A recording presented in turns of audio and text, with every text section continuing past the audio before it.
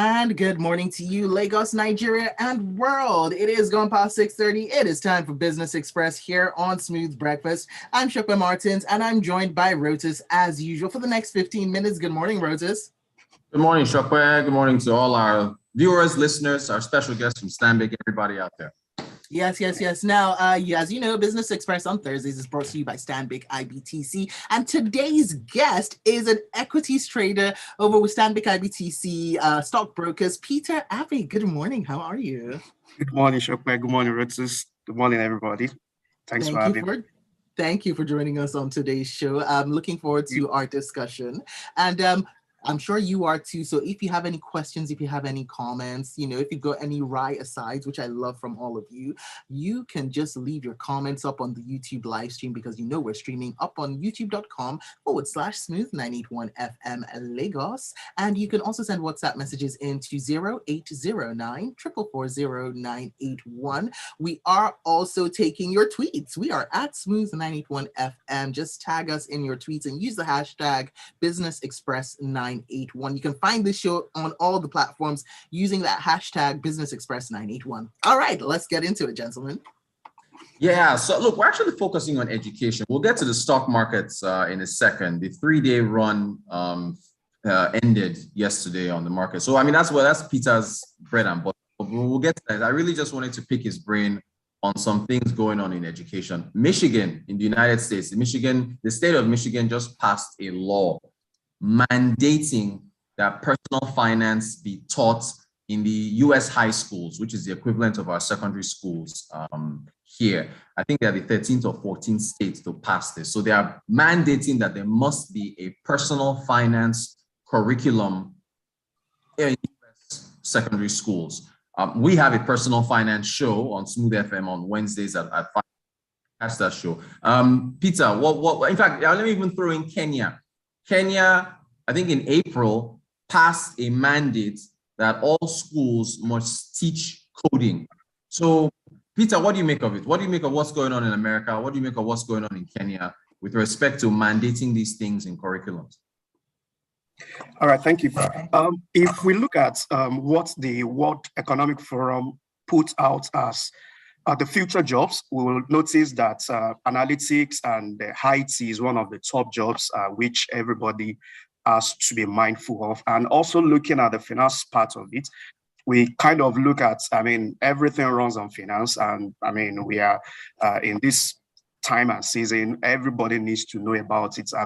We hear a lot about adults who's a scam, all of those things. Everything starts from now so that everybody, even the kids, have an idea that, dad and mom do not invest money on the tree. So I think these are welcome ideas. And it is not on the tree. They keep it in a special box that just magically multiplies the notes. Really?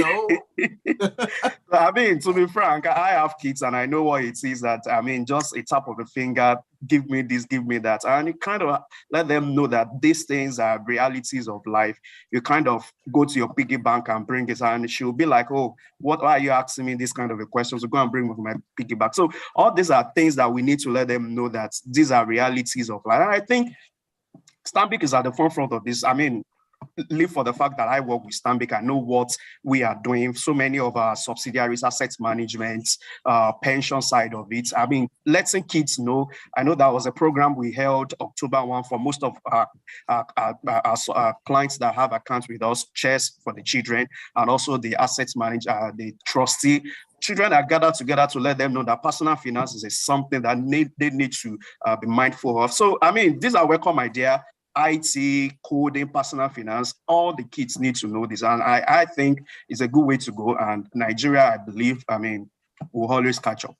Yeah, I wonder how long it's going to take, though. Because one question I wanted to ask, whenever we think about education, and that was why I really, really, really love this topic, right? Whenever we think about education and literacy, I don't think anybody is thinking about financial literacy, but just how important is it to be financially literate, and how can we then incorporate it into our curriculum? Is it just personal finance, or can we put it more in maths rather than just saying what's 2 plus 2? What's 2 plus 2 and how does it multiply with, I don't know, compounded interest? Something like that, I'm wondering. Well, I mean, if you look at the Nigerian budget as a whole, I mean, 2022, we had about 7.9% of the budgets allocated to education. And when you look at what UNESCO prescribed, they suggested that this should be up to 20% of every country's budget. So I feel every country has to pay more attention, especially Nigeria. We have to pay more attention to education. I mean, if you look at it, if you look at the the way artisans, especially our brothers from the Igbo side, I mean, East side, we noticed that this has been incorporated. If you had a typical question, 1 + 1, until you had it that if I give you this money and this, I mean, some people pick it up more than this, I mean, better in monetary terms. So I feel these are realities around us. We can't deny it. And the better we put it into our curriculum, the earlier, the better. Yeah. All right, we've already got messages coming in. Oluzio up on YouTube says, well, it's great to see, first of all, Oluzio says, adulthood na scam. But also says, it's great to see individual and corporate efforts to address this. And Ben has said, can your analysts give us insights into what is happening at FBN Holdings? The price is crashing after the Otedola bulk stock sales. Don't know if that's obvious now. He's selling stock, so he sold a lot of stock, and so the market got spooked. And other people were like, okay, if he's selling, then we'll sell as well. So that's just the market. That's just sentiment being influenced by that reaction. Peter, very quickly, the gap between, as far as reality-based curriculums are concerned, the gap between private schools and public schools, is it getting larger? What are you seeing that the differences where you talked about the budget already? Are you concerned? What are you seeing between how public schools and private schools in Nigeria are handling reality-based curriculums? Great question. I mean, to be frank, it could be pitiful, especially when you look at the efforts parents are making just to give a better future to their children. And that is why the move to private schools are really booming. It's a business that is really booming. And I think more has to be done, especially from the part of the public, I mean, from the government, so that the burden won't be more on the private sector. And believe you me, if private sector has to do it, they will do it, but we know that the cost will be more on us. And we know how many of these developed countries do it. They pay more attention. They would rather give it free at this level, maybe primary to high school, and then probably everybody takes care of themselves from university and higher education. So it's something that the government has to do, but private sector is doing more, and that is why we see that gap. I mean, even in the way the employment and how it is treated towards more of private sector these days. I wouldn't say much, but the reality is there with us as to and everything, and we know how this could affect the future of our children. Well, look, very quickly, sorry, one quick sec. I really need to put this out there. Peter, I think we need to just tell people about the cost of education and how we should not freak out about the costs rising. Like everything else, food, fuel, everything is going up. The cost of education also has to go up as well. Is that not a reasonable expectation? Just very quickly. Very, very correct. That is actually absolutely correct. All right, Sope, please go ahead. No. That was literally the question I wanted to ask, because when you're talking about parents making the sacrifices, right? We've seen everything going up, which was, my question about education as well.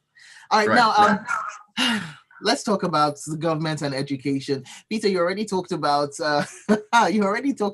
what we're supposed to do as part of the budget when it comes to education. So would you say, considering our history and considering where education is in our budget priorities, that it is actually a priority of the government, maybe even a top priority?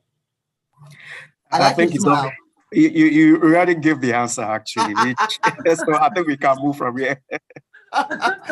Okay, but how do we get it to be a top priority? Because and this is a gong I keep beating about education as the driver of economy, right? Because if you want to see where our economy is going to go in the next 15 years, you're going to be looking at the education sector, aren't you? Which is where we're seeing Kenya with coding and whatnot. What does Nigeria have right now? So that's why this is a mix of the top job, which every economy have to focus on, and we now link it to the personal finance, because there is no way you want to get this done without finance. So I mean, we can't divorce the two. Education and finance, they are really important. They go hand in hand. All right.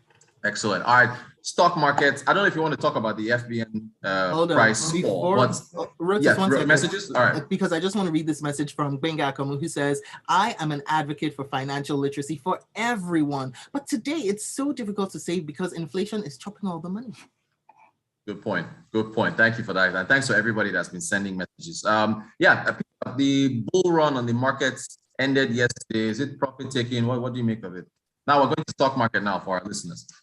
Well, it's been quiet lately, to be frank, and if we see it just lost 14 basis points yesterday, which is not that significant in my own opinion. And if you look at the volume that traded, just less than 2 billion naira traded yesterday. I mean, different from what we see. So I feel we are seeing profit taking, and I feel it's just a matter of time. We'll start seeing another cycle of buying interest, and the quarter will soon end, and that means that the numbers will start rolling out, and many will want to position on that. So it's the switch will soon come. I mean, the bullish run will start, buying interest will start trickling in from here. Excellent. So as far as still on the markets, what sectors do you like? Well, we like banks, especially the top quality banks, and then especially we look at how so many of these banks are going old core structure. So that is something to interesting to look out for in the future. Telco is another name that we like, obviously, and the industrial sector and consumer sector also gave us good numbers the last quarter. So we feel this will continue into the year. Excellent stuff. Shakwa, I know we're almost out of time. Do you want to squeeze in any messages, or we can squeeze in a couple more? Okay, perfect. I just want to let me read this message in from Ned, who says, you're speaking my language, Ned. I've always been of the opinion that the 9-to-5 job is a scam because everything else goes up except your salary. Side hustles are a must. Gentlemen. I don't know about the scam part, but side hustles are a must. I agree on that. Listen, I'm very excited. You know, there's a trial in the UK going on about, I'm eating into our time, but there's a trial about working a 4-day week instead of a 5-day week, 100% of the pay, not 80% of the pay. And this message in from Gilbert, I think that'll be our last message before we end the show. Gilbert Musa from Festac says, on funding to education, I'm of the opinion that it should be in the hands of regional government and missions. Historically in Nigeria, it was when government took over funding of the universities from the regions that the quality of education in Nigeria dropped from Murtala Muhammad's era till date. Whilst Ogeno Chuko says less than 25% on education in the annual budget, very appalling. Corporate finance. Less than 10% actually. Wow. Corporate, you had to make it even worse. Thank you. Corporate finance firms should conduct financial literacy classes in our schools. All right, so to all of you who have been sending in your messages, a big thank you, and you can continue to send the messages in on social media. We are at Smooth981 FM, and Rotus is at Rotancode, and you can also find Stanbic IBTC online, right? Yeah. Okay, perfect. So thank you so much to our guest, Peter Abbey, who's an equities trader with Stanbic IBTC Stockbrokers. Rotus, I'm looking forward to tomorrow. Yeah, Tech Friday. Tech Friday. Yes. Indeed. All right. So lots of good stuff coming your way every single weekday at 6:30 here on Smooth Breakfast when Business Express comes on. Peter, it's been a joy. Hope to see you again on the show. Rotus. Thanks, guys. All right.